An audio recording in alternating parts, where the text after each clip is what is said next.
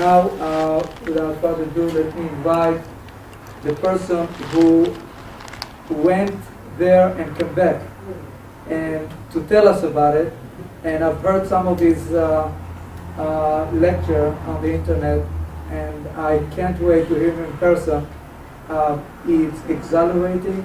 It's going to leave an impression on us that I'm sure every person will take something today that probably you've never heard before, and the experience will be amazing. Good evening.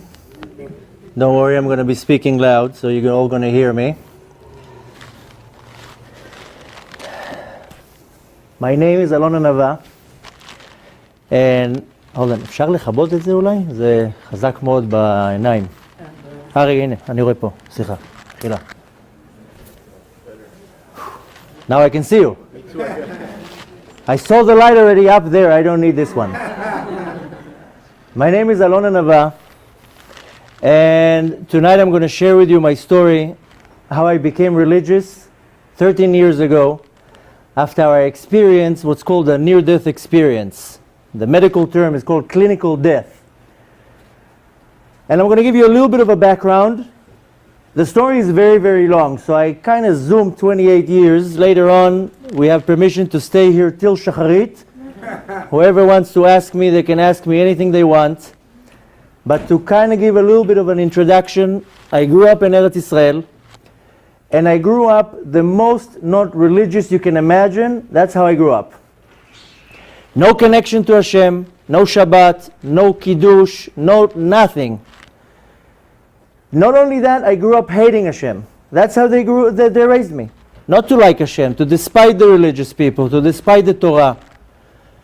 And I grew up the most secular you can imagine. Some of you maybe got some of the cards. You can see the before picture. Good looking guy. That's what my wife says. And when I was 23 years old, I moved from Eretz Israel to America. And when I was 27 years old, the whole thing happened. Now, as I said, the story is very, very long. And I kind of really zoomed through the beginning because it's not so important. And before we even start, there's two major things that I always say in the beginning. First of all, there's going to be a lot of questions. Try to keep the questions till the end. Half the questions that I'm going to have, I'm going to answer as I speak. And the other half, you can ask me later on whatever you want. Some people want to hear and go home. Whoever has questions can stay then and ask whatever you want. So just for the kavod, for the honor of the kahal, try not to every 2 seconds to ask a question. The main thing to remember is what I'm going to share with you tonight is the experience what happened. Not the before, not the after. Now, since everything that I remember is so not connected to this world, I use my own words to describe it. And it's kind of like trying to explain a blind person that was born blind, that never saw anything, to try to explain to him how the color blue looks. And you tell him, blue is like the sky. And he's like, I never saw anything. Okay, blue is like the ocean, but I never saw anything. So blue is kind of like green. Yeah, but I never see green. So everything that I remember and saw and experienced, there's no such a thing here. So I use my own words to describe it. So don't take every little word that comes out of my mouth and tag it. Just kind of flow with it. And the whole thing happened on a very special day. First of all, it was Shabbat. More than that, it was Yudalid Nisan. Yudalid Nisan is the 14th of Nisan. It's the morning of Pesach. The 15th of Nisan is the Leil Seder. Which when I was a kid and they told me about Pesach, they told me, many years ago, the Jews were in Egypt and we were slaves, and then came this guy with a long beard, Moishele, and he did some hocus pocus, and he got everybody out. And they told me that as a story. But the reality is that everything that happens in our history marks for the rest of the generations. So that was the day that the Jewish nation left from slavery to freedom. That's the day that it was marked for future generations, that a Jew has the power to leave his physical and spiritual slavery into spiritual freedom. And that's the day that it happened. So it was Saturday, Erev Pesach, and we're a few bunch of friends. We'd made a Pesach party, that's how we called it. And I lived in New York at the time, and we went to a party. It was Friday night. If you saw the picture on the card, you can imagine what type of a party. We weren't really playing bingo there. And towards the end of the party, somebody passed around this smoking device that you use to smoke drugs. And I really didn't know what I'm taking. And I started to feel very, very sick. But not sick that I have to faint, not sick that I need to throw up, or that I'm dizzy. I felt like I'm about to die. And there was a girl with me, and I told her, we gotta leave, I feel like I'm about to explode.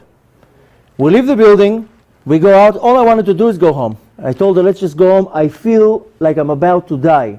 And there's really no words to describe that feeling. And a lot of people ask me, what do you mean you felt like you're about to die? So the same way that you wake up in the morning and you have a stomach ache, you know you have a stomach ache. You don't need somebody to tell you you are experiencing a stomach ache right now. You know it. In Hebrew it's called yedi'ah. I know. I know who I am.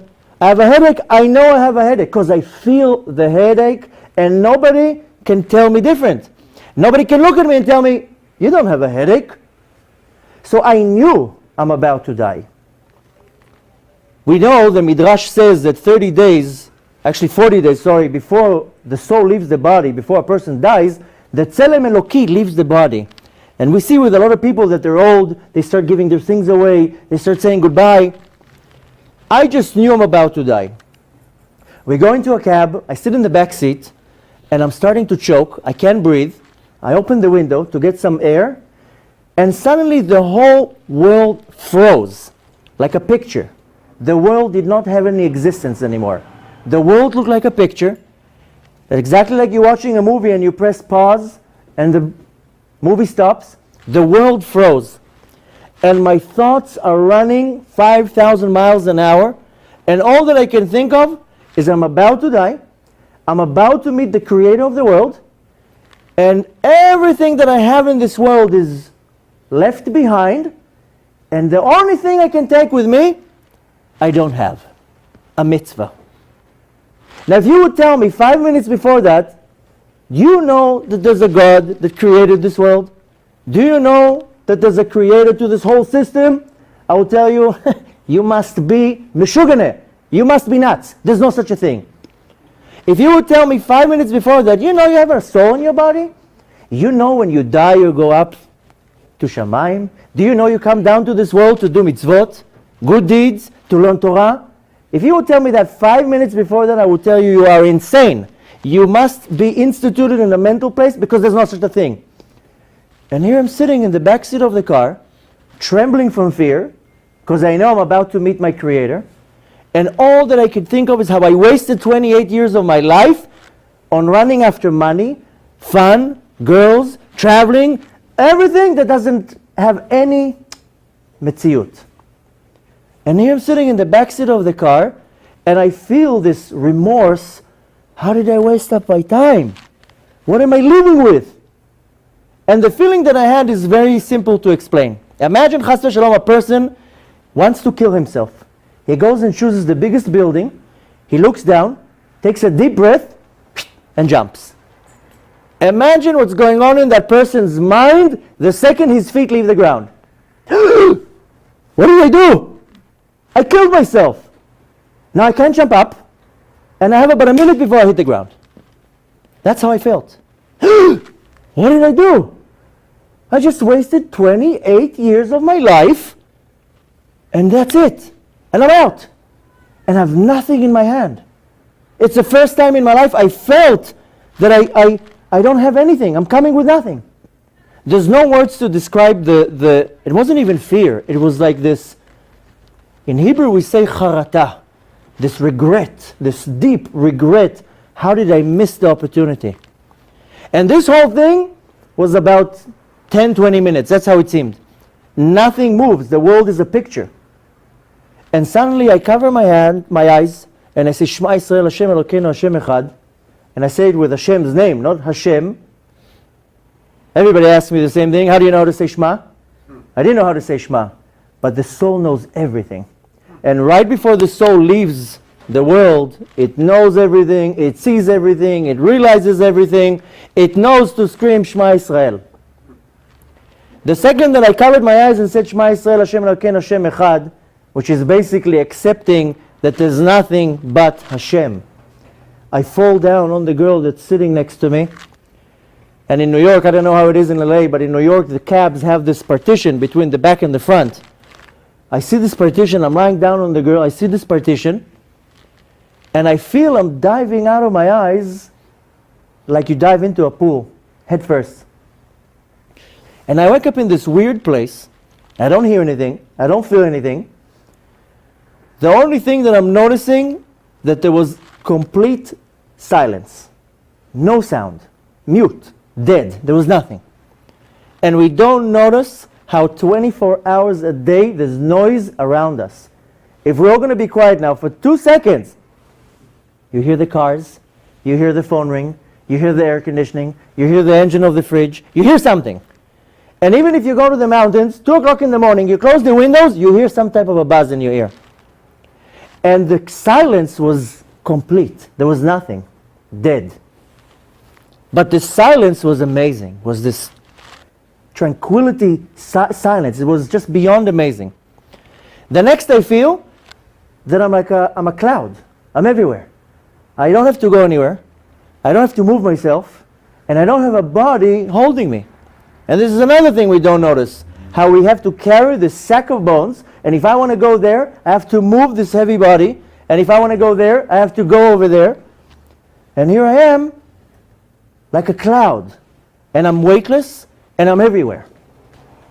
And the third thing that I feel, that the whole concept of time was removed. No time. I don't have to go anywhere. I'm not wearing a watch. No emails, no WhatsApp, no Facebook, nothing. Quiet. And there's no reality of time. We don't notice how our life is defined by time. Like a calendar is boxes, our life is like boxes of time. Morning, night, evening, prayers, Shabbat, Chagim, holiday, this, work, meetings. All our life is like defined by time. So I'm like flying in this place of nothing. I don't hear anything. I don't have to go anywhere.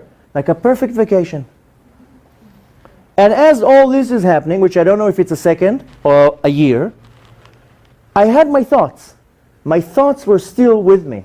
The me. And the thing is that we all have our thoughts. Every person in the world has his thoughts constantly running in his mind. The Midrash compares our thoughts to a river. The same way a river constantly flows, our thoughts constantly flow. Like a hard drive in our mind. Constantly. Now if you're American, you think in English. You're Israeli, you think in Hebrew. Whatever language you grew up with, that's what your thoughts are. And all day long you have conversations in your mind. You talk to yourself, you make plans, you tell yourself some jokes, sometimes you say to yourself Lashon Hara, sometimes you do this, but constantly you have your thoughts. So I was having my thoughts, and I was thinking, what's going on? Where am I? How did I get here? What happened? What is this place? So a voice is answering me and telling me, you're dead. This is your death. And I'm like, what? That's how I die? And this voice is telling me, yeah, you died. This is your death. And I'm like, what? So the voice is kind of pointing down. Now there wasn't a hand.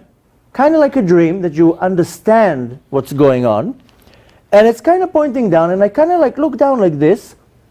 And I see my body on the girl in the cab. Like as if I'm like stuck to the ceiling. And I see the whole thing. And this voice is telling me, you died. This is your death. It's actually telling me, Alon died. And I think to myself, like, what? That's how I die? In the back seat of a car in New York? That's the story of Alon? That's how they're going to remember me? That's what my friends are going to say? Oh, remember Alon? Oh yeah, he dropped dead in the back seat of a car. I was like, what? It was just this weird thought that that's how I die. You know, nobody really thinks of their death. Nobody sits down and plans their death or thinks about the death or anything like that. And if you do, you say, at least let me die when I'm like 90 years old with like 150 grandkids and I don't know, a whole dynasty behind me. And if I have to die young, at At least give me a good death. Let me go like on a motorbike, like at 250 miles an hour and I crash into a wall. Give me something exciting. This is how I die, like a sack of potatoes in the backseat of a car. It was this weird thought. Later on, when I became religious and I opened first time the prayer book, and in the morning prayers it says, "V'tatzileni mimita mishuna," which in the beginning I was like, what kind of a prayer is that? When I'm asking Hashem to save me from a bed? Mita in Hebrew is a bed. But that's if you write it with the letter Tet. If you write it with the letter Taf, it's death. And we're asking Hashem every morning, save me from a weird death. Because it's very honorable for the soul to leave the body in a nice way, and very disgraceful for the soul when it dies in a not nice way. And I felt this, embarrassment. That's how I die? But as this is happening, I don't feel any pain, any sorrow, anything. It's like I'm looking at a movie, and the actor died, and I'm like, okay. And as this is happening, I feel I'm being like pulled up a little bit higher, a little bit higher, a little bit higher. I see a little bit from above, more from above. Then something happened. I feel like I dive into this girl's body, and within a split second, I see her entire life. From the day she was born till that day. And it's not that I'm like sitting like this and like looking at a screen. It's like as if I'm in her body, and I'm thinking her thoughts, and I'm hearing her thoughts, and I'm experiencing what she's experiencing. She's happy, I'm happy. She's upset, I'm upset. She's in pain, I'm in pain. And it's not that I see like, by order, like baby, 1, 2, 3, 4, 5, 6, 7, 8. I see like a mishmash of her life. Like thousands of scenes, and I'm able to understand each scene, but there's no order in the sequence. And as this is happening, I see a little step into the future, and I see how they're telling my parents that I died, and I see my parents crying, and I see my sisters crying, and I see like a little step into the future. And I always got the same question. How can it be that you see, I can somehow understand that you see what's going on? I can maybe relate to seeing a little bit of the past. How can you see the future and everything mixed at the same time? That doesn't make sense. So the short version of the answer is that when our soul is in our body, the soul is limited to the body. The body can only see from here to there. The body can only hear from here to there. The body can only carry a certain amount of weight. But the second that the soul leaves the body, it's not limited to the body. The soul can see from here to the other side of the world. The soul can hear 50,000 conversations at the same time with no problem. The soul can see the past, the soul can see the present, the soul can see the future, the soul can see everything. The soul has no limitations. So I was able to see the past of the girl, the present of the girl, and the future at the same time. All one big mishmash. And as this is happening, the cab is like driving in Manhattan. I'm like a magnet over the car. And I'm being pulled up a little bit higher, and a little bit higher, and a little bit higher. And I'm like flying over the city. And at some point, the car went under this overpass. And I was like the height of maybe like 2, 3 floors. And I go into the overpass. And I suddenly see, I like calling it, the graphic design of the world. And I'll tell you what I mean. Imagine now you look at a website, and you see a beautiful website with pictures and colors and buttons and videos and pictures, and you press a button, it opens another page, you press another button, starts playing a video. What would happen if you would remove the screen? If you would pick up this design, what would you see? You would see the code that creates the world. The code that creates the website. Sorry. The professional term there this code is called HTML. Now, if this website has a software, then it has a more sophisticated layer of code. So the exact same way, we know that Hashem creates the world with speaking. Of course, Hashem doesn't have a mouth. It's just a parable for us to relate. What we see in many different places, especially when it says that ba'asara ma'amarot nivra ha'olam, with 10 speeches, the world was created. And it says in Sefer Bereshit, vayehi rakia, Hashem spoke.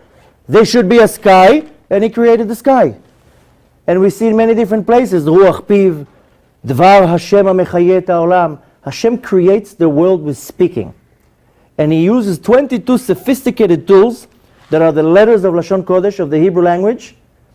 And exactly how we know from Kabbalah that each letter has a numerical value. Aleph is 1, Bet is 2, Gimel is 3. Aleph can also be Aleph, Lamed, Pei. All the combinations, all the codes. I suddenly see how everything is these letters. I see millions and millions and millions of letters, the Hebrew letters, and I'm able to read the letters, I'm able to read the code and understand what I'm seeing. And not because I'm Israeli and I know the Hebrew, because the soul only knows Hebrew. There's only Lashon Kodesh, there's only Hebrew in Shamayim, there's no other languages there. And I'm able to see this code and understand what I'm seeing. This godly power that creates the world. And if for 1 second Hashem closes his mouth, the world does not exist. As it says, "B'chol yom mechadesh maaseh bereshit." Every second Hashem recreates the world. And everything has this godly power. Even stones. Everything has this godly power that constantly enlivens the world. And everything is enlivened with these letters. And everywhere I look, I see these billions and billions of letters. And it seemed like I'm there maybe 50,000 years. And how long does it take a car to go under an overpass? Maybe 2 seconds.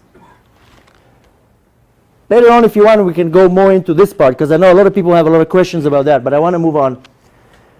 The car is continuing to drive in Manhattan. I'm like a magnet over the car. At some point, I'm like the height of like maybe 20 floors. And I see the entire city from above. I'm like flying over the city. Suddenly, the car passes next to this huge building. And the same way that I dived into this girl's body and I saw her entire life, I go through this building and instantly I scan the entire building, and everything that's in the building I see instantly. I see hundreds of apartments, and each apartment I see what's going on, and I'm able to relate with each person like I'm relating with this girl. And one apartment I see a boy crying, one apartment I see a couple fighting, one apartment I see a woman reading. I see like hundreds of scenes, and I'm able to like relate with each one, like as if I'm standing here and I know all of you what you're thinking, and what you ate for breakfast, and how was your day, and what's your favorite color. And I'm able to process all this information. And here I always stop to say a funny story, that when I went on my first date with my wife, I told her this story. So the rabbi did the shidduch, the match, and we go on the date, and she tells me, "I hear you have a very special story how you became religious." Now, I was already like 78% religious. She was like 23.5% religious. So we sit in the date, and she grew up here in America, very secular. And when she came to college, she met a rabbi, and he started, introducing her to Judaism. And 10 years later, we're sitting in the date. So tonight, you getting the short version. She got like the full version. It was like a 9-hour date. But anyway, she told me the next day that after hearing the story, she threw all her pants away. And she said, you know what really made it? Is this part with the building. And you know what? For 10 years, I was like bouncing backwards and forth with this whole religious thing. And you know what? I didn't have a problem with believing. I believed there's a God. I believed the whole thing. That wasn't the issue. But I had one question that nobody was able to answer me, and that stopped me from becoming religious. And you answered it. And the question was very simple. How can it be that there's 7 billion people in the world, and you want to tell me that God knows me? So many people? Can't be. And you know what? Let's ignore all the people in the world. Let's concentrate on the Jews. Let's concentrate on the religious Jews. You want to tell me that on Yom Kippur, 3 million people are in a synagogue praying at the same time around the world, and God hears everybody? Lo yachol liot. It cannot be. And if this is the case, so why should I bother? Why should I be dressed modest? What, is he looking at me? Why should I do his commandments? What, he even cares? Why should I pray? Does he even listen? So what's the point? And she told me, when you told me that you, what are you? Like a little leaf, like a soul flying in the air, you were able to see in each room of this building what was going on and understand it, made me realize how so much more so the creator of the world is able to know every little creature in this world what's going on. And the reality is that nothing even moves in this world without Hashem knowing. An ant, the smallest creature, The Arizal HaKadosh says even a leaf doesn't even turn over without Hashem saying to an angel, make him turn over. Nothing moves in this world without Hashem's supervision. So much more so a human being, and so much more so a Jew. And she told me, when you told me that's it, it changed it. And a few weeks later, she changed her entire life. And a few weeks later, she decided to marry me. Up until today, she's like, no, she's very happy. Especially at nights like this that I go and come back at 2 in the morning. But the truth is that the reality is that every one of us is a diamond in the eyes of Hashem. Every prayer that comes out of our mouth is music to Hashem's eyes. Every kvetch, every pain, every suffer that we go through, Hashem is with us. Every little thing that we do, it's like as if we're like the only person in the universe, me and Hashem. Anyways, from this point, up until this point, everything was good, calm, nice, no problems, no pain. Suddenly, with no preparation, no warning, no nothing, I feel like something grabs me from behind, and within a split second, I wake up in this pitch black place. I don't see anything, I don't feel anything, I don't hear anything.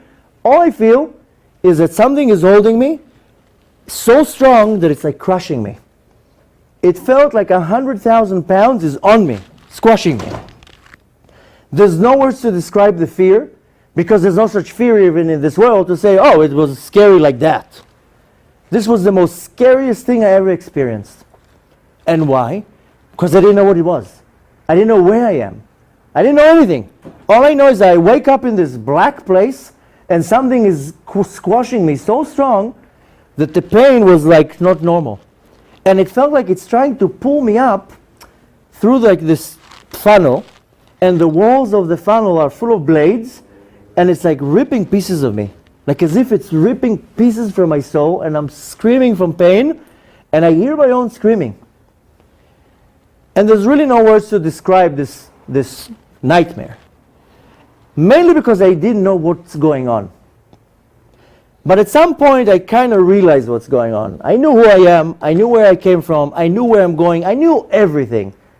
Mainly because there's one reality up there. In this world, there's two realities. Truth and a lie. And a person can make a lie in this world and hide behind this lie, and nobody will ever know. But it only works in this world. In the world above, there's only one side to the coin. Emet. Truth. You cannot bend the truth. You cannot hide behind a good lawyer. The truth is as is.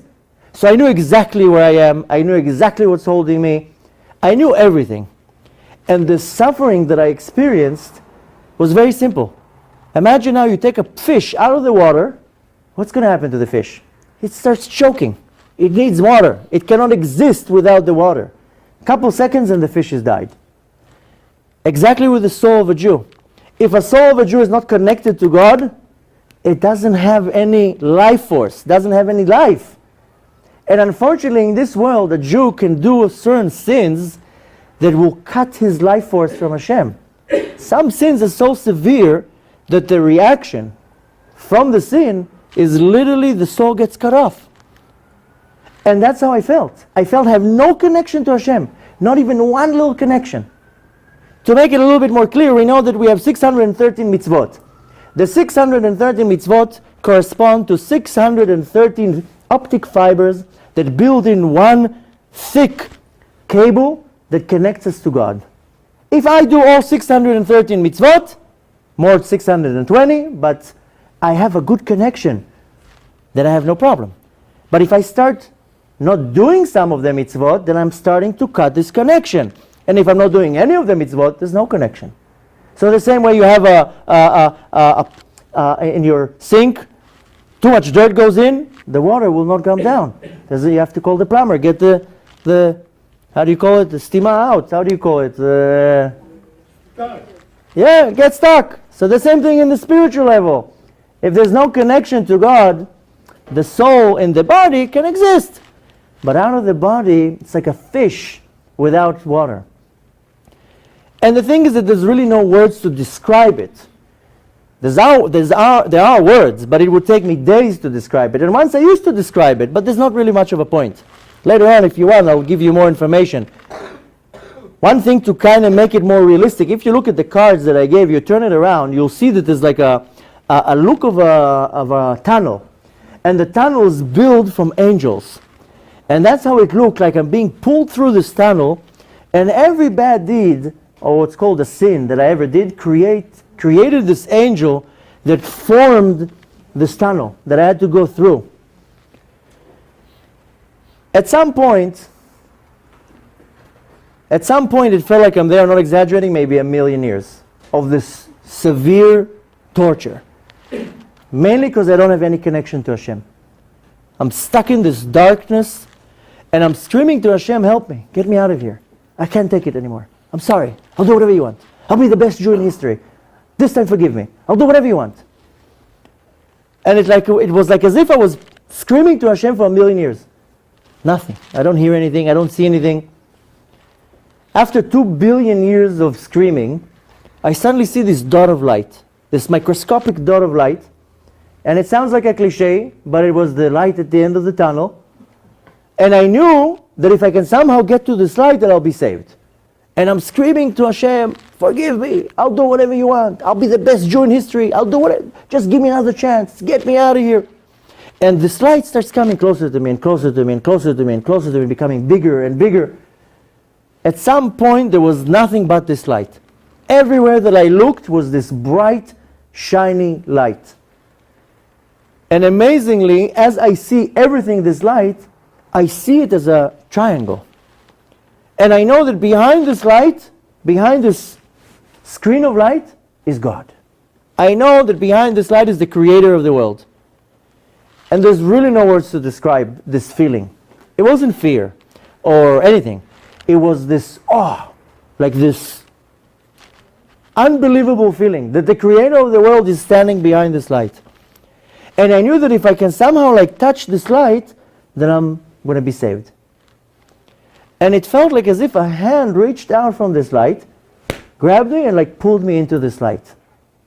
And I only found one way to describe kind of how it felt.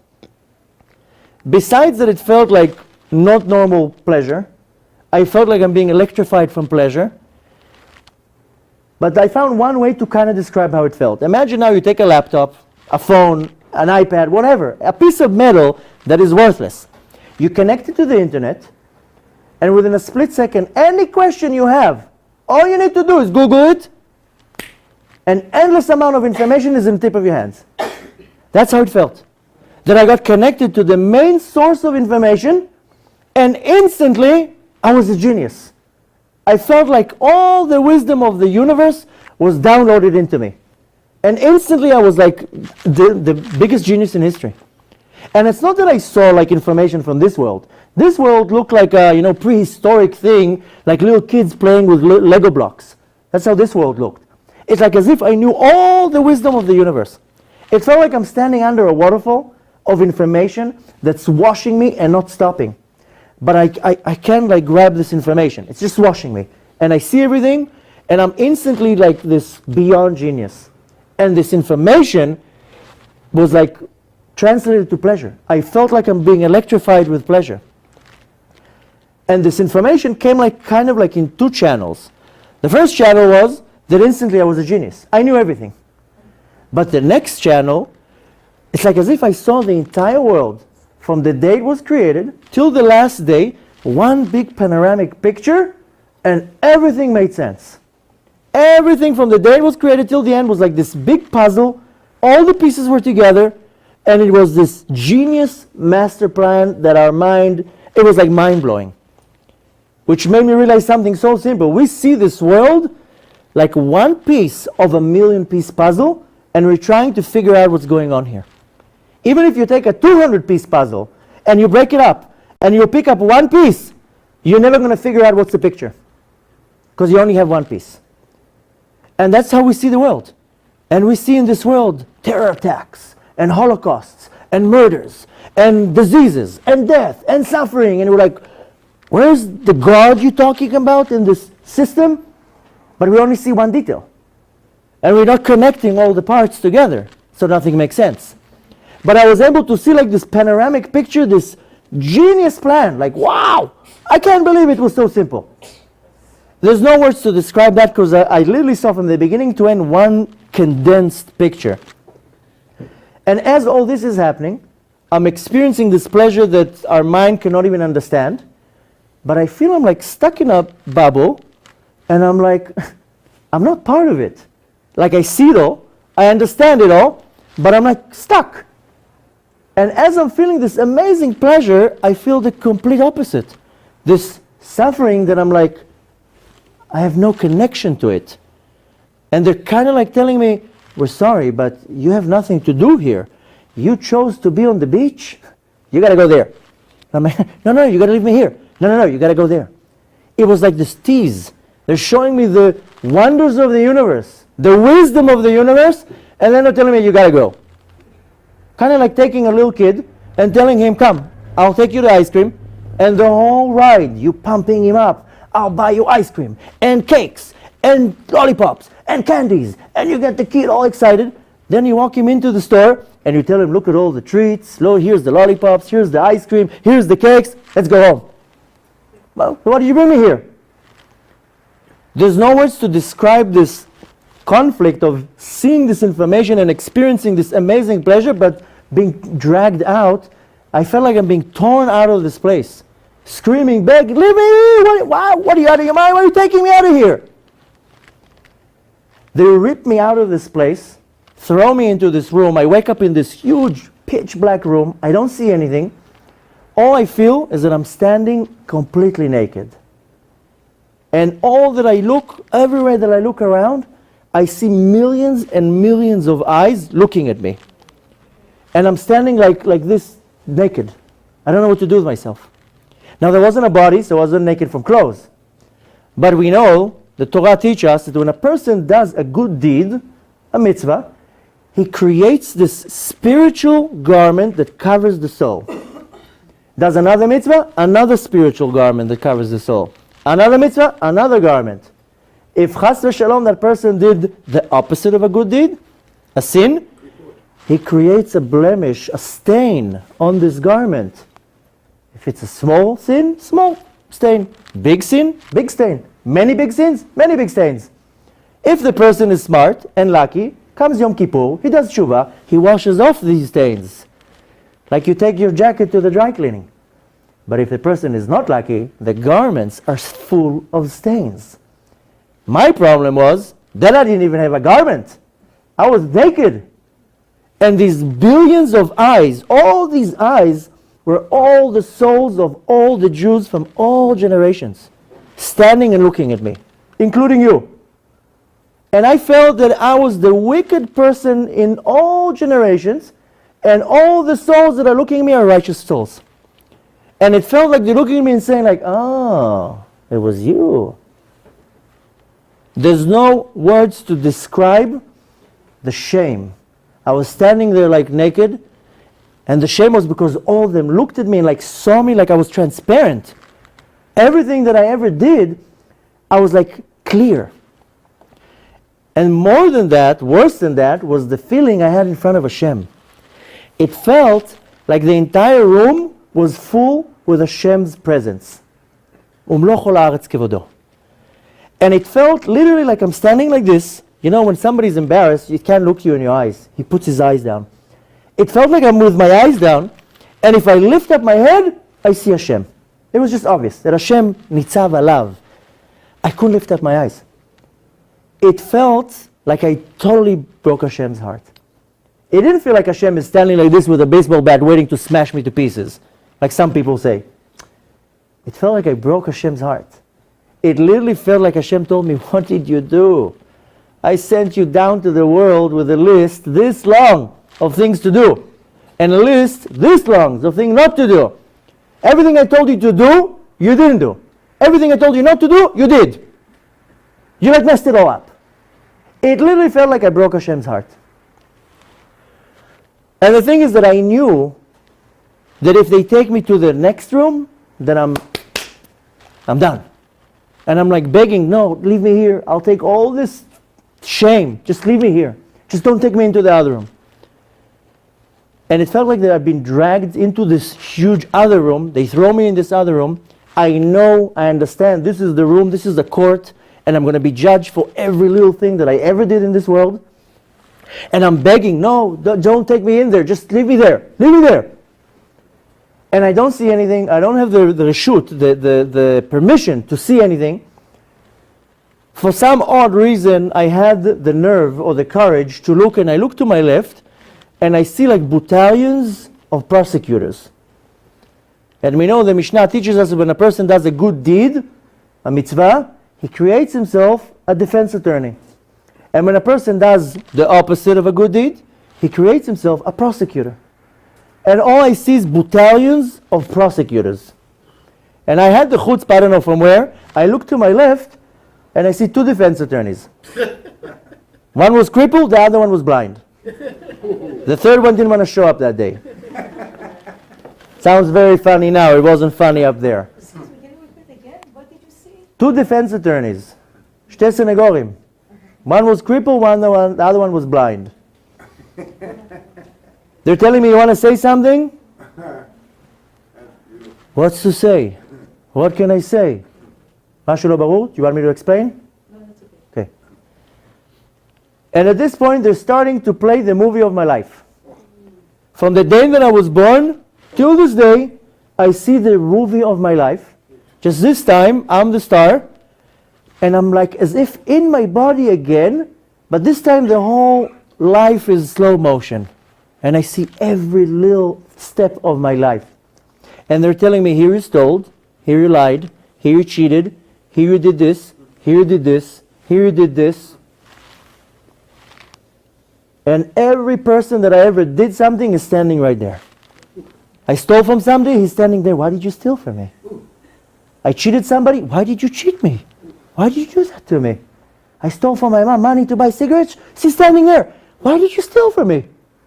Now maybe in this world you don't get so excited but from stealing or cheating or up there, there's no words to describe this overwhelming shame. And every little thing is pointed out. Now they didn't point out things that I didn't know. They didn't point out every time I desecrated Shabbat by doing something I didn't know. You don't know? You're good to go. But I knew a lot to get me in trouble. More than that, mainly what was shown to me was between me and my fellow person. Ben Adam lechavero. You don't need the Torah to tell you not to cheat. And you don't need the Torah to tell you not to steal. And you don't need the Torah to tell you to be a mensch. That's what was shown. Here you cheated, here you insulted, here you did this. And every little sin that is pointed, they're showing me right away the spiritual damage that was caused. And I'll tell you what I mean. Most people say, it's okay, I don't, mind my own business. I'll deal with it when I get there. Everybody's very brave and they say, I'll deal with it when I get there. They don't realize that when you do something wrong, you affect the entire world, the entire universe. And that's what they showed me. They showed me the spiritual blemish that was caused by my wrongdoing. And I'll give you an example. First of all, I'll explain it in 2 words. When somebody does a sin, there's a chain reaction what happens. The first thing that happens is that person didn't listen to the commandment of the creator of the world. Which is, when you think of it, it's chutzpah. How dare you? The master of the universe told you to do something, and you're not listening to him. That in itself is, it's chutzpah. In Hebrew it says, Avar al Ratzon Hashem. He did the opposite of Hashem's will. The second thing that happens, we said, a blemish on the garment. The third thing that happens, when a person does a sin, he creates an angel, a bad angel. The Gemara calls it Malach Habala, a destructive angel that comes to annoy that person till he kills him. And later on comes and prosecutes against him up there in Shamayim. Worse than all that, when a person does a sin, he creates what's called a klippah, a spiritual infection, a spiritual shell that goes around the soul and covers the light of the soul. So you look at a person that lives his life way far away from religion, you tell him something about spirituality, come and light candles, nonsense. Come and put tefillin on, it's nonsense. This coldness to spirituality, because the soul is so covered with these shells, exactly like an orange. The peel is disgusting, it's bitter, who eats it? But it covers the good part of the vegetable, of the fruit. So when a person does a sin, he creates this klipa, this shell that covers this neshama. Worse than all this, because all this can actually be reversed. Worse than all this, when a person does a sin, he creates this spiritual blemish in all the spiritual worlds and in this world, that the entire universe suffers from that. And I'll give you an example to make it more clear. Imagine now, you go to somewhere in Europe, there's a museum there with a picture this big that is worth probably like $500 billion, that some guy 300 years ago took a bunch of paint, threw it at the canvas, went like this, and now everybody goes to this museum to marvel this beautiful picture. Imagine somebody walks into the museum with a bucket of paint and throws it at the picture and destroys the picture. Now what's going to happen? He's going to get arrested, then he goes to jail, then he has to pay a fine. He has to deal with his own wrongdoing. But what did he really do? He destroyed the picture. Nobody ever again can enjoy this picture. You cannot retouch it, you cannot redo it, you cannot reproduce it. So he ruined it for everybody in the world. Nobody will ever see this picture. And that's this spiritual blemish that is caused by something wrong that I do. And that's what was shown. Here you stole, look what you did. Look at this deficit you created in the universe. And on the other hand, it works the same way. If I do a good deed, the entire universe benefits from it. At some point, showing me 28 years of my life, I was like, okay, I got the point, stop the movie, let's go for commercials, something, stop it. And they're showing and showing. At some point, they're telling me, look, Habibi, you're really like a lost case. Like what do you have here? You know? And they're trying to really be nice, and they're like, okay, let's try to put things together, let's see what we have. So when you were 8 days old, your parents circumcised you. They really didn't ask my permission, but they did. And since it's not even your mitzvah, it's your father's mitzvah, but you were circumcised, so we'll give you a mitzvah. And when you were 13 years old, your grandfather took you to Yerushalayim to put tefillin on, so we'll give you tefillin one time. And one time $1 fell out of your pocket, and somebody hungry picked it up and ate, so we'll give you charity for this one. And one time you helped that person, and one time you helped that person, and one time you smiled to that person, one time you did this. They put it all together, and they're like, what? Look what you have here. You have like 99.9 bad, and nothing good. Just that it seemed like I'm about to be now on a skewer, thrown to something like that. They're telling me, look, we're going to give you an option. We're going to give you two options. The first option, you go back to that black thing that brought you here, this Malach HaMavet, this angel of death, and he will finish it, which that wasn't really an option. The second option is, you go back down to this world. And if you choose to go back down to this world, you have three conditions. The first condition is that you have to live your life like a Jew. They didn't tell me Ashkenazi Jew, Sephardi, Hasidi, a Jew. Only we make the separations. In Shamayim is Jew. And at this point, they're showing me my entire life forward. I see myself with this long beard. I see myself with a black suit. I see my wife. I see my wedding. I see my kids. I see my entire life. And they're telling me, that's how you have to live your life. And you cannot come back here after 120 years and tell us, I didn't know. They didn't tell me. My parents didn't send me to yeshiva. Oh, that's not really a mitzvah. Those religious people made it up. That's not really real. Oh, I didn't have cheshik to do that. This is how you have to live your life. You cannot bend the rules. You cannot make new rules. You cannot invent rules. This is the line. This is the blueprint. The second condition is that you have 28 years of debt. So from baby till 13, we'll forgive you. Okay? So from 13 to 28, you have 15 years of debt.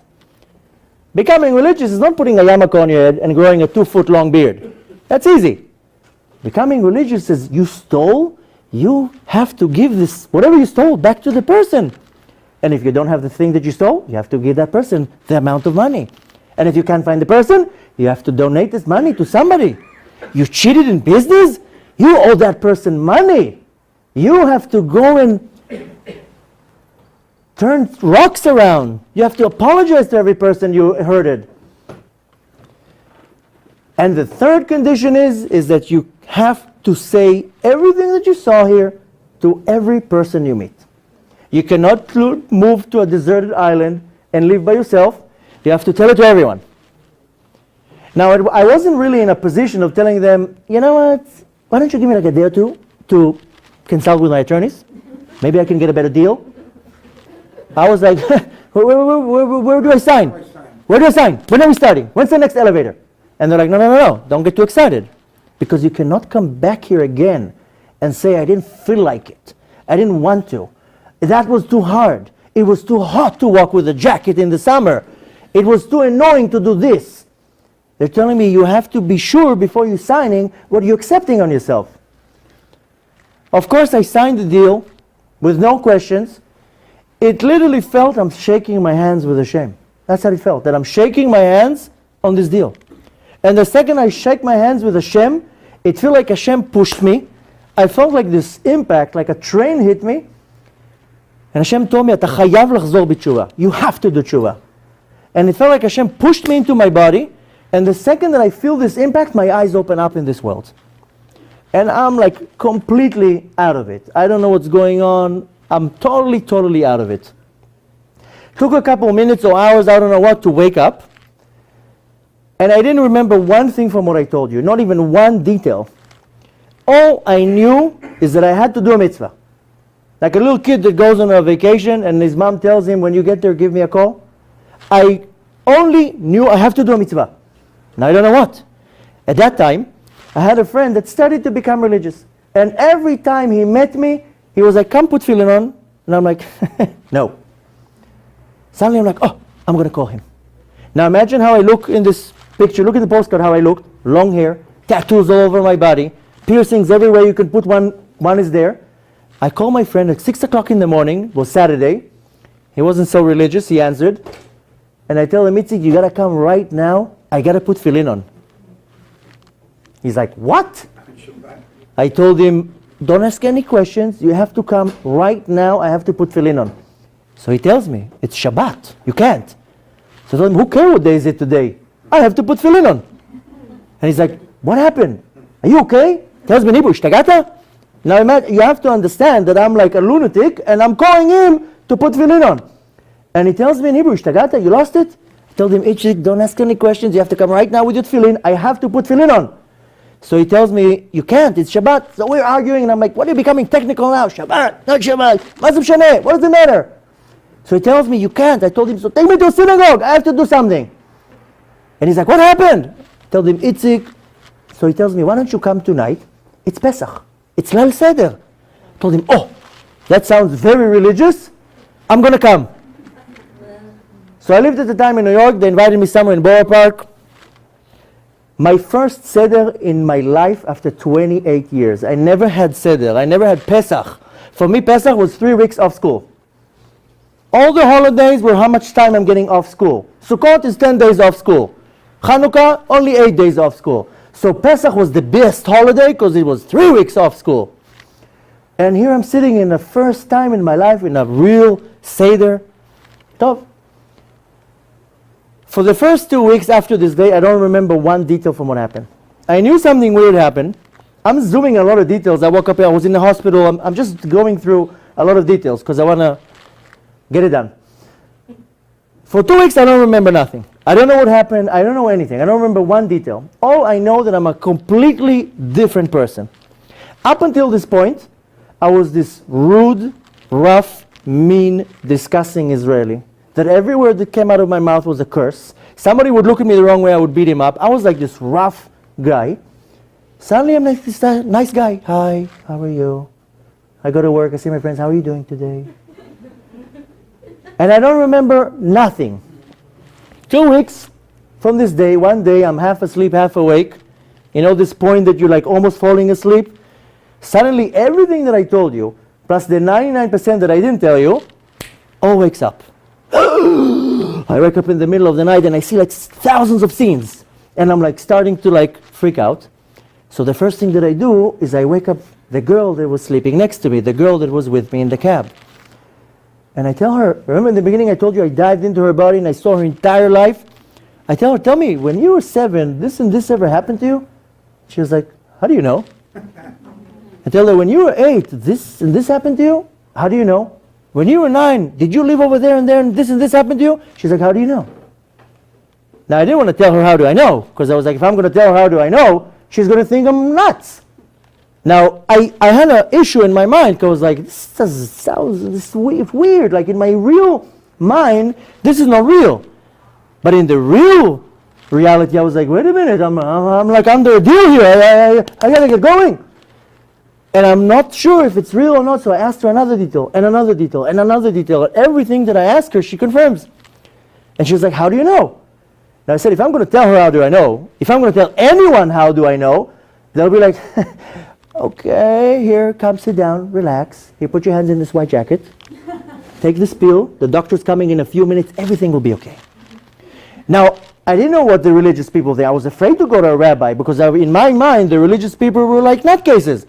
What do you expect from me? All I see is a bunch of people dressed the same, swinging chickens over their heads, doing all sorts of weird things. I had like the worst opinion about religious people. I was like, they're the nutcases. I'm going to go to them. So I was like, okay, I don't know what I'm going to do. I'm going to take it as it comes.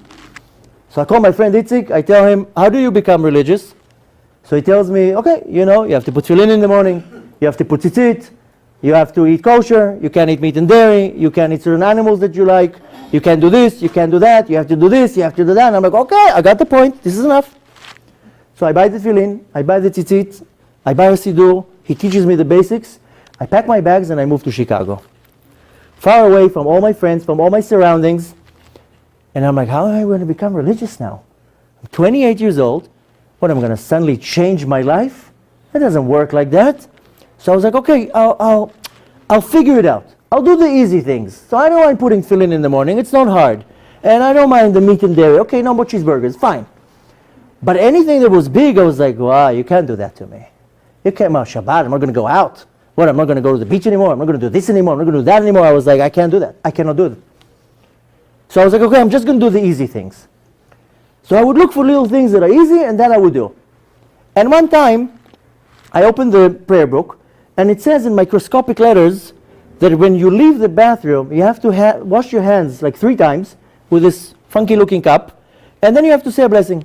So I was like, oh, that's easy, I'll do it. So I went and bought this cup, and every time I would leave out of the bathroom, I would wash my hands 3 times, and I would say the bracha. I thought I'm a tzaddik. I thought I'm like a rebbe. I was like, nah, nobody in the world is as religious as me. Nobody washes their hands like that.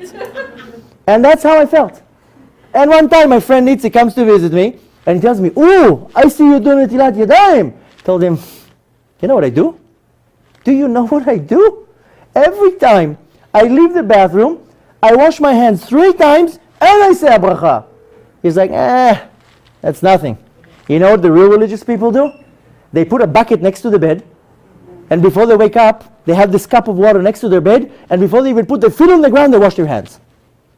I'm like, what? What kind of a lunatic will do that? So whatever didn't fit well in my mind, I was like, these religious people, they're like making up all these weird things. But whatever's easy, I was like, I'll do. And it was very, very hard at the age of 28 to suddenly switch my life.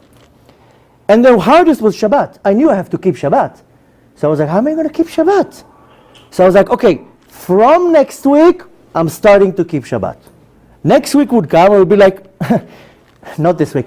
The next week, 100% I'm starting. The next week will come, no, I meant the following. Next week, batuach, I'm starting to keep Shabbat. And every time I would push it. And I didn't know how to start keeping Shabbat. And then I remembered, at the time I was a very heavy smoker. And I remembered when I was a soldier in the army, I met this religious guy, and he tried to, get me closer to Hashem, and he was telling me all sorts of things. And for an hour and a half, I was like a brick wall. He couldn't get through. Came the end of this hour and a half, he tells me, look, I see you really don't want to listen to me, but let me just leave you with one thing. On Shabbat, you're not allowed to light fire. And on Shabbat, you're not allowed to extinguish fire. So if you must smoke on Shabbat, at least don't turn out the cigarette. So if you smoke 50 cigarettes a day, so you have 50 less sins. I was like, what? Tell me not to steal, tell me not to kill. You're telling me not to turn out cigarettes? I thought the guy's like a total meshugane.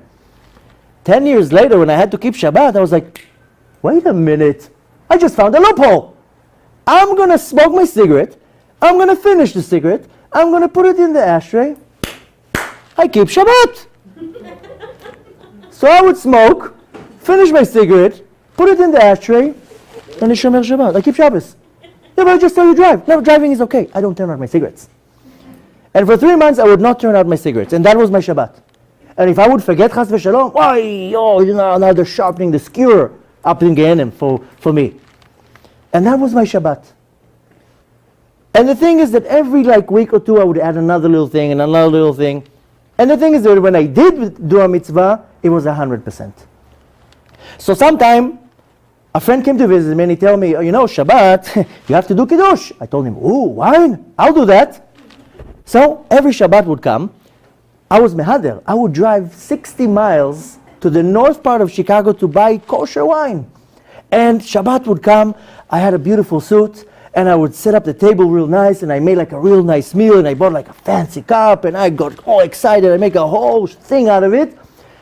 And then I would come, I would do my kiddush, get all excited, eat my meal, and after that go out to a movie. So one time, my friend comes to visit me, and I tell him it's Shabbat. We got to do kiddush. So he's like, okay. So we do the whole thing, the kosher wine, the fancy cup, the suit, everything. And then I do my kiddush, we eat the meal, and we go out to a club.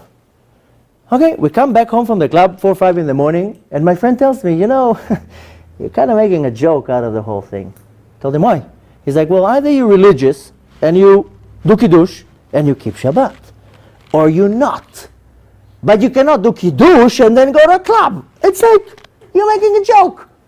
I told him, no, let me explain to you. If you go now to a playground, and you see an 8-year-old boy running up and down, climbing the ladders, jumping up and down, nobody gets excited, because everybody does it. All the little kids do it.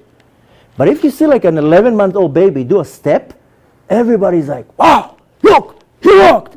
Within 3 seconds, Facebook is flooded with pictures how he walked. I told him, I'm this baby. You know what happens now in Shamayim? I'll tell you what happens now in Shamayim. Hashem calls all his angels, and he tells them, look at my little boy. Look what he did.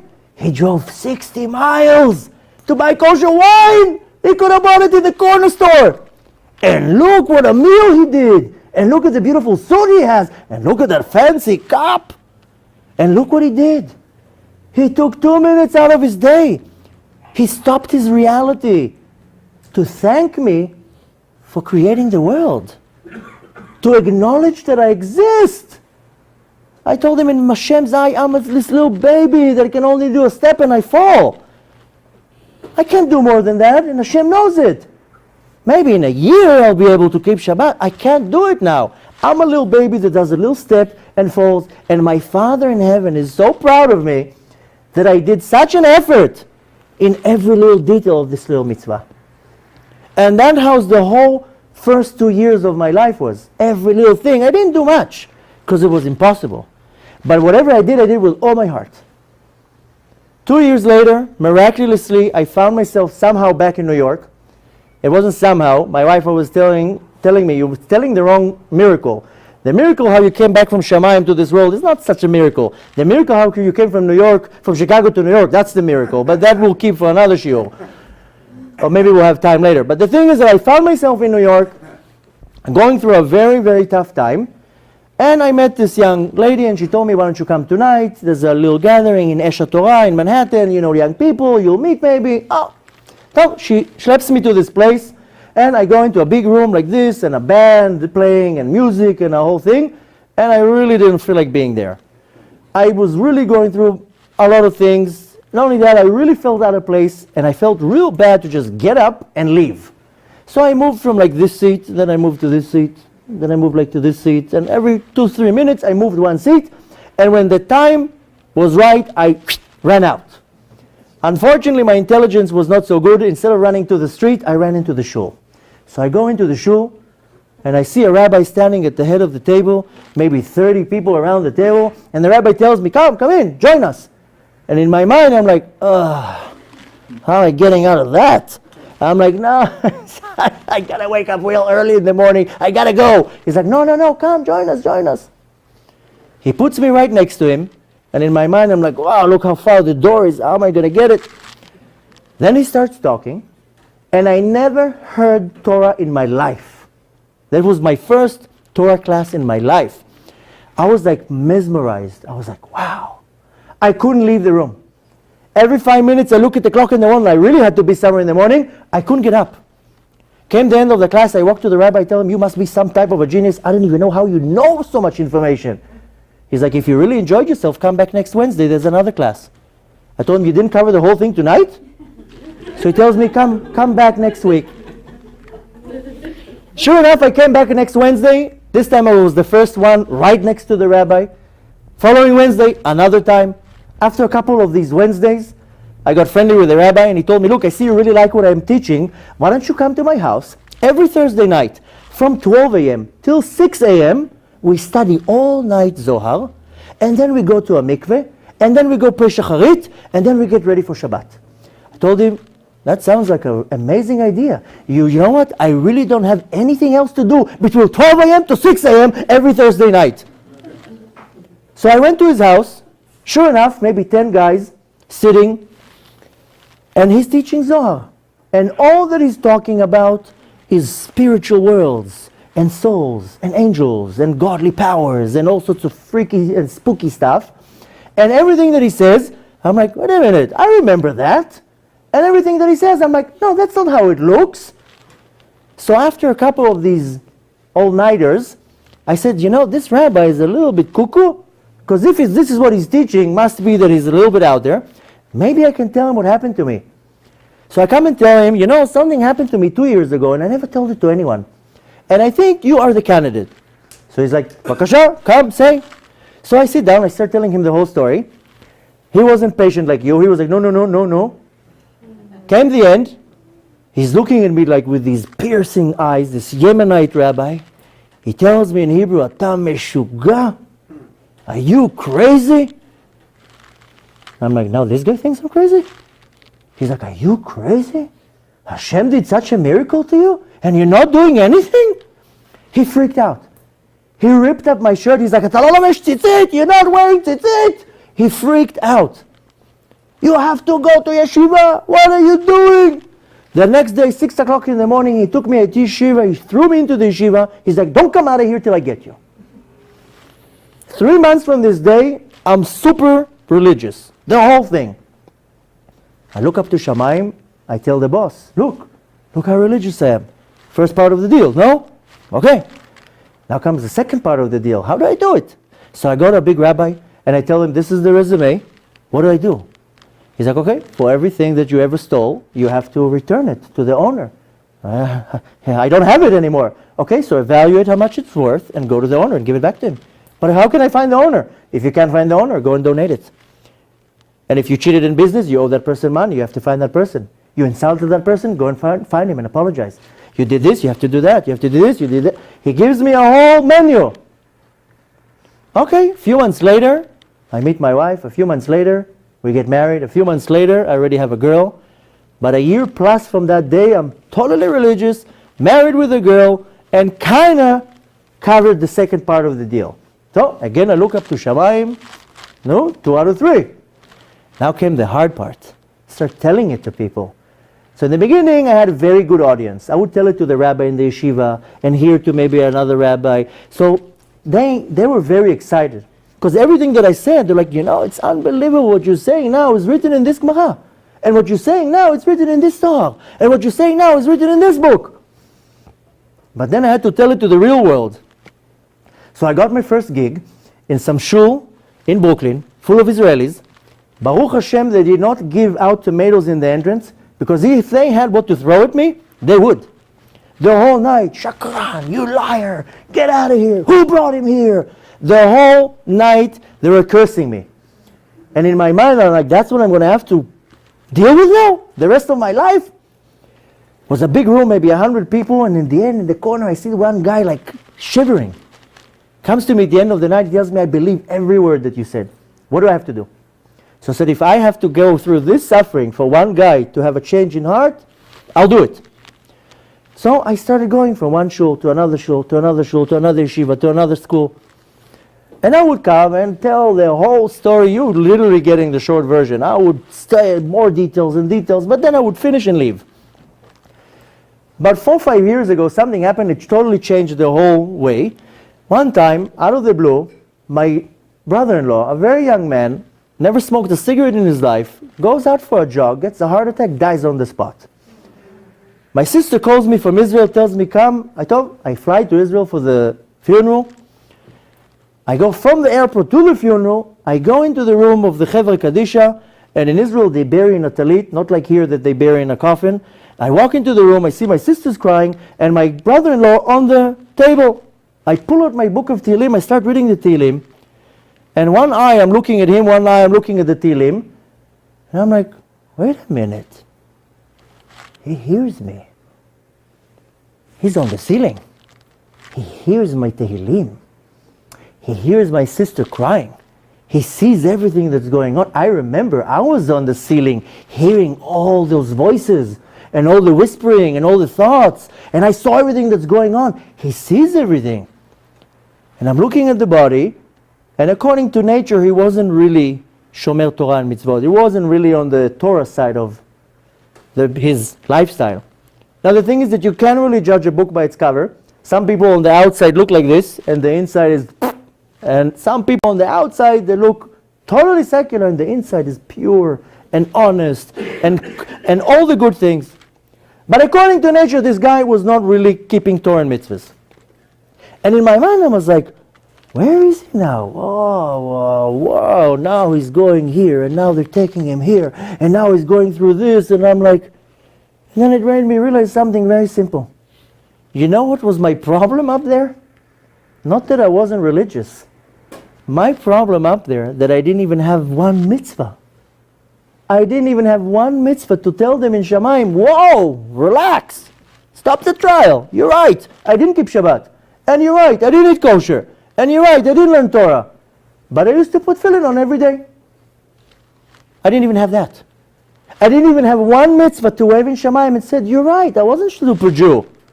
But I used to do this, and I used to do this, and I used to do that. That was my problem. I didn't even have one string to hold and say, I have a connection with Hashem. That was my problem. And that's most people's problems. And it made me realize something very simple. I can stand here till tomorrow and tell you more details, and more details, and more details. It doesn't matter. Because it happened to me. It happened to me, so I will become religious. It happened to me that I will change my way. Doesn't matter how many parables I'm going to come up with, it's not going to give zero of information what I felt. The pain, the pleasure, anything. There's no words. So there's really not of a point even to tell more details. The point is very, very simple. It's very, very simple. In this world, everybody tends to insure everything. You insure your car, you insure your life, you insure your body, you insure even your cell phone, that if it falls in the toilet, you get a new one. Everything that moves, you insure. If chas v'shalom it happens. Why do you insure your car? Were you expecting to get into a car accident? Chas v'shalom. No, but if I chas v'shalom do, then I have insurance. And why do you insure your health? What, are you expecting to be sick? No, but if chas v'shalom. So why most people don't think, wait a minute, maybe something is waiting for me up there. Maybe I should do a little policy here. Can. Now the thing is very, very simple. The way how I saw this world in two very simple ways. Imagine now somebody comes and tells you, you see that jewelry store across the street? You have 3 hours to go over to the store. Anything you want is yours. One person will be like, thank you so much, look at this nice watch I have, I don't need anything. The stupid one. One person will be like, really? Okay, so I'll take this watch, and I'll take these earrings, and I'll take this necklace, and maybe this too. The smart one will be like, what? You're giving me 3 hours?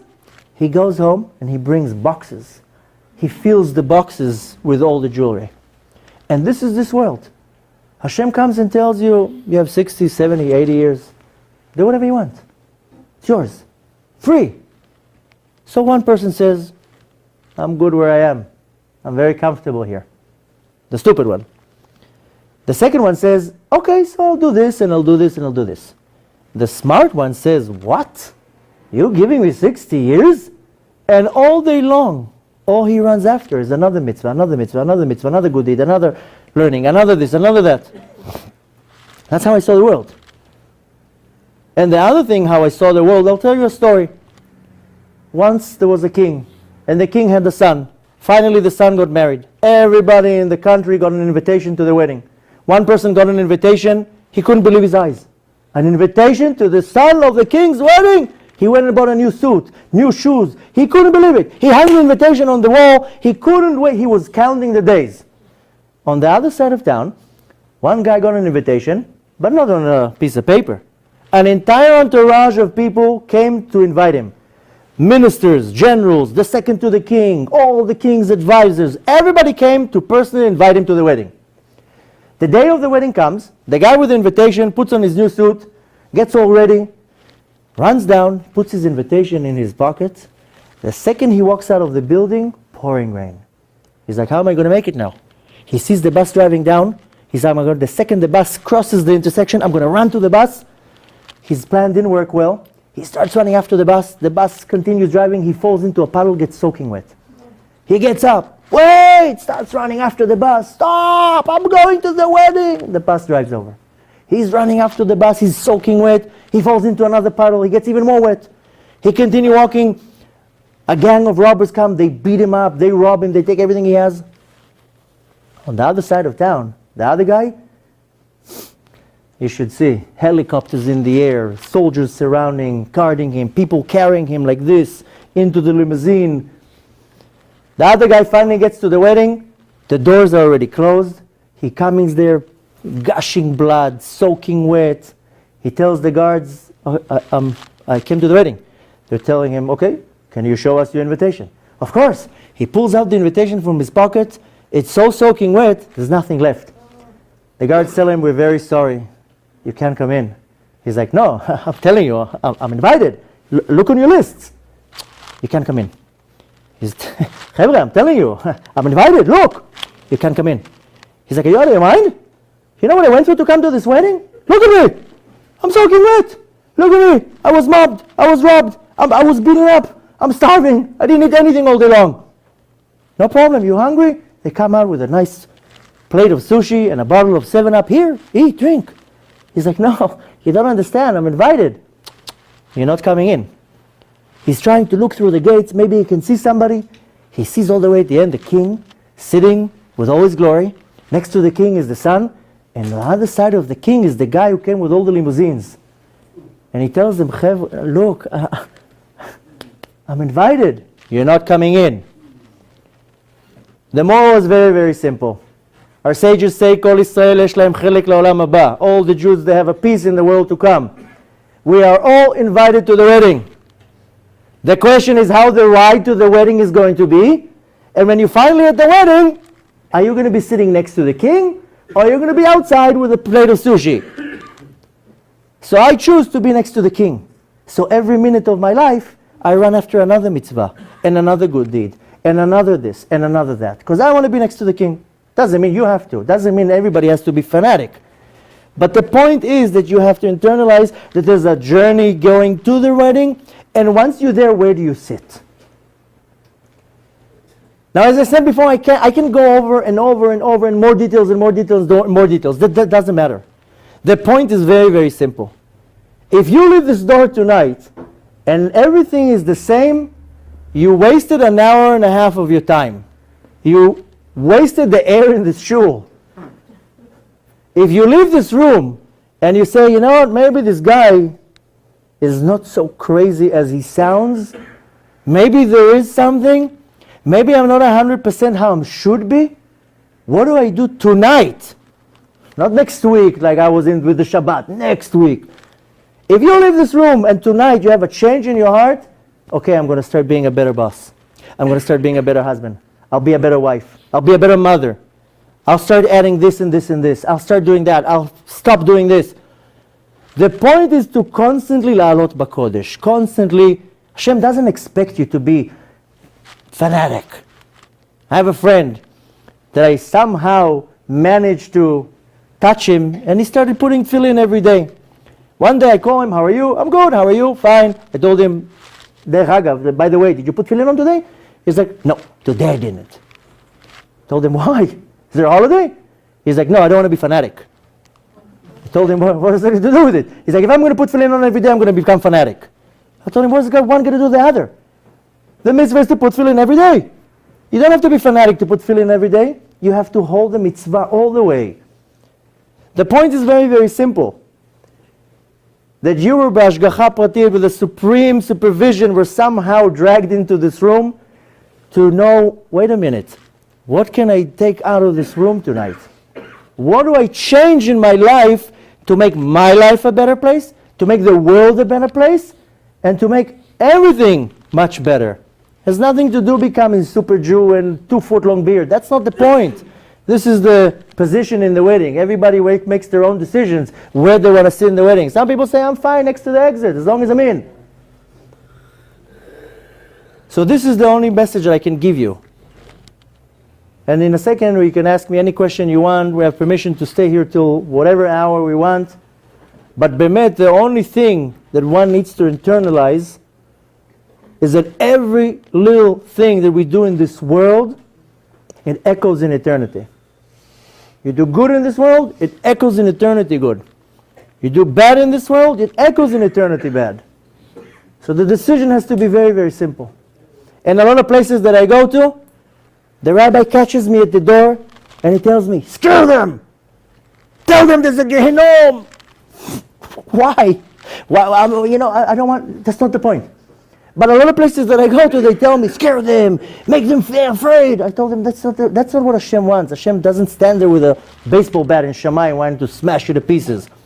You know how I see it? I see it in a total different way.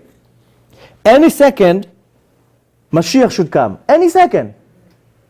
And what's going to happen when Mashiach will come? Every Jew and Jewette, I'm joking, will have a meeting with the king. Can you imagine sitting and talking to the king? Now this is not some stam king, this is Melech HaMashiach. What are you going to tell the king when he asks you, what did you do to hasten the Geulah? What did you do to make me come faster? What are you going to tell the king? I was on Facebook. What about the people who burn? I can't hear you. What about the people who burn? So I will burn, get them sunscreen. If they're ashamed, that's something else. I'm not going to judge anyone now who's going to burn, who's not going to burn. The point is very, very simple. That we're so close to the Geulah. Nobody really knows their expiration date. Some people say, I'll do tshuva when I'm 80, when it's easy. Yeah, but what if you're not going to get to 80? So we don't know our expiration date. You have to live your life like tomorrow, today. What am I doing today? I have a whole day.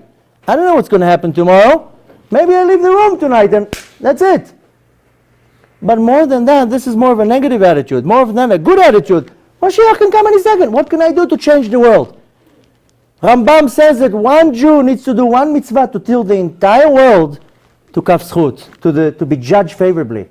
Maybe I'm that Jew. Maybe somewhere out there's one Jew who just needs to come to a Sudat Shabbat and keep one time, say a bracha, say something. We don't know. And it sounds very like imaginary, Mashiach, it's stories. It's not. So I want to wish you all great success in everything that you do. I wish you that you'll take from this night a lot of koach to leave this room and say, how am I making my life a better life? How am I making this world a better world? And I wish you great success in everything that you do. If you're interested in hearing more, I have a very busy Facebook page. If you're not on Facebook, don't go there. But if you are already there, then at least utilize the time for good things. I have hundreds of videos posted every day and posts.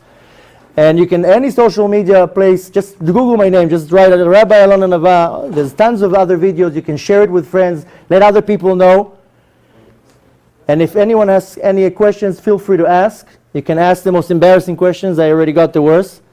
And again, I wish you great success in all your ways. And just remember what I said before. Everything that you do in this world, it echoes in eternity. Very, very loud. So just make sure you do just good. That the waves of the sound will be good. So again, I wish you great success. And you have a question. Yes, I love the story. I'm not over. That's the first part one.